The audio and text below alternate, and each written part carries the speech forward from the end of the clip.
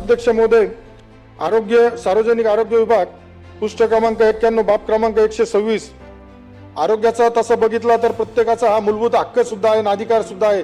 प्रत्येकाला आरोग्याच्या सोयी सुविधा मिळायला पाहिजे।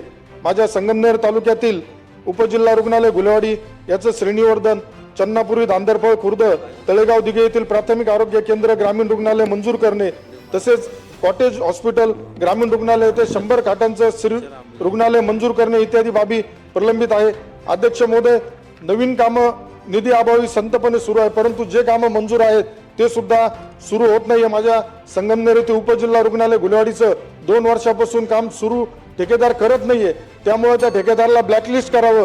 तसेच अध्यक्ष महोदय, अतिशय गंभीर विषय आरोग्याचा, डायलिसिस सुविधा जी दिली जाते त्यासाठी जे रुग्ण आहेत ते ब्लड बँकेतून रक्त घेत असतात, परंतु त्या रक्तामध्ये माझ्या मतदारसंघात काही असे सापडले का त्यांना HIV बाधित रक्त दिल्या गेल्यामुळं त्या डायलिसिस करताना त्यांना अडचण निर्माण झाली आहे, तर त्याची सुद्धा कठोर चौकशी करून कारवाई होणं अध्यक्ष महोदय यामध्ये गरजेचं आहे। धन्यवाद आपण मला बोलण्याची संधी दिल्याबद्दल।